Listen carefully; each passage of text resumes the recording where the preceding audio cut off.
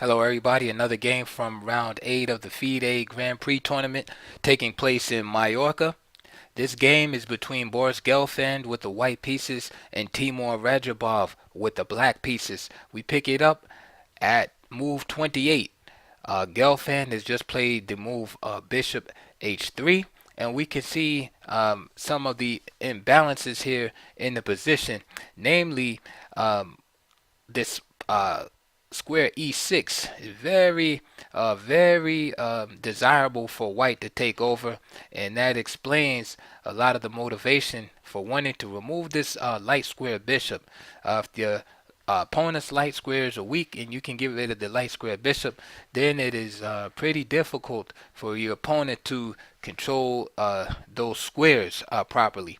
And so the way white's pieces are set up with the queen and rook all on the e file bearing down, it makes perfect sense for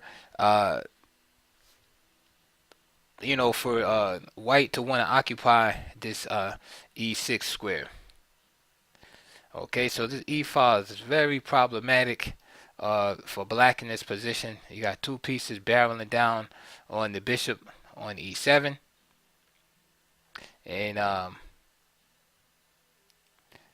so, and just to show you, because I know some of you guys are looking at this move, if queen takes e7 here, right, by Gelfand, then this bishop is hanging. So then this queen takes, rook takes, and let's say after, let's say rook c1, trying to protect this pawn, which you can, and just simply rook takes c4.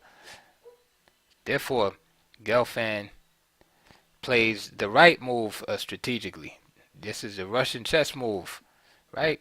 Get rid of your bad bishop for your opponent's better bishop, right? These two pawns are fixed. This bishop doesn't really have a future, so trade it off, and then throw your knight into e6 and game over. All right, let's look at the black side now. Now Radjabov, of course, he has this weak square on e6, so that is a positional defect here. However, he has pressure on white's weak pawn on c4, and he also possesses extra pawn of his own and an outside passer at that. Okay, which can create long-term threats in the position.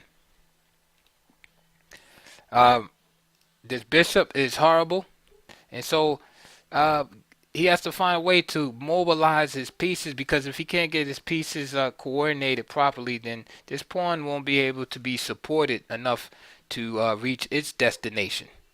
All right, so here in this position, Radjabov made a bold but necessary move. Being up a pawn already, he decided to play the move knight takes d5. Okay.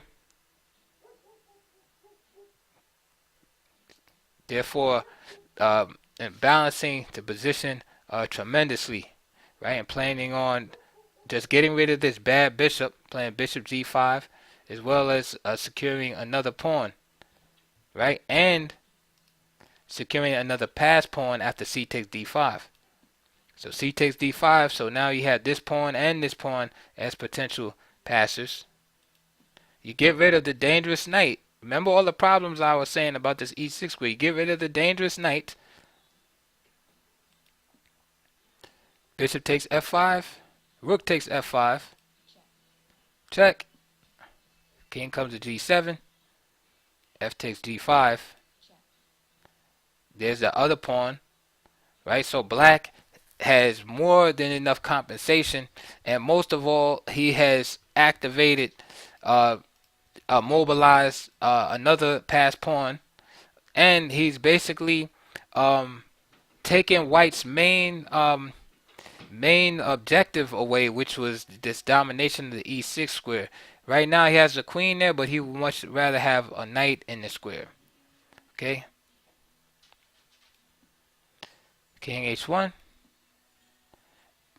And now Radjabov has initiative and threat all of a sudden. So just a few moves ago, he's in this cramped position, and it looked like White was just gonna dominate positionally, but Radjabov realized that it was time for a dynamic activity, and this is what he's done. So he's a piece down, but has full compensation. Okay, he has 3 pawns for the piece, and this knight is not well placed at all. All right, it'll take several moves to reorganize this knight. Of course, the knight would like to switch places with the queen. It would be ideal.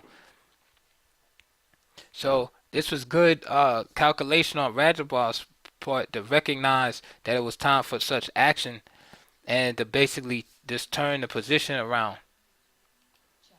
Because now the position takes on this, you know, this it takes a turn where Gelfand didn't want it to take. Because Gelfand just wanted a squeeze, basically. The squeeze, lock on the position to crush Radjabov.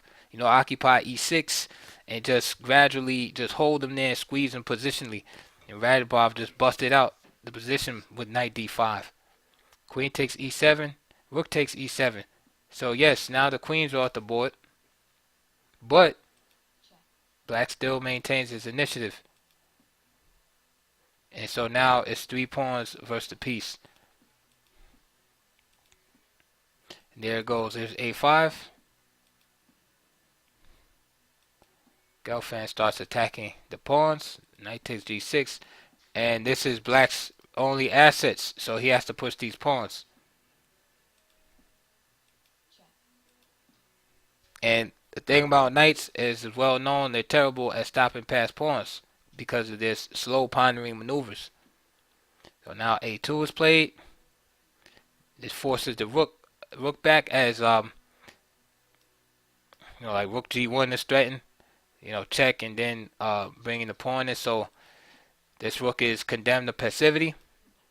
That's why a3 is allowed, because the same thing. If rook takes c3, check. Okay, and then it's all over. So the knight tries to come to the rescue. And now c2. King f2. Powerful move by Gelfand.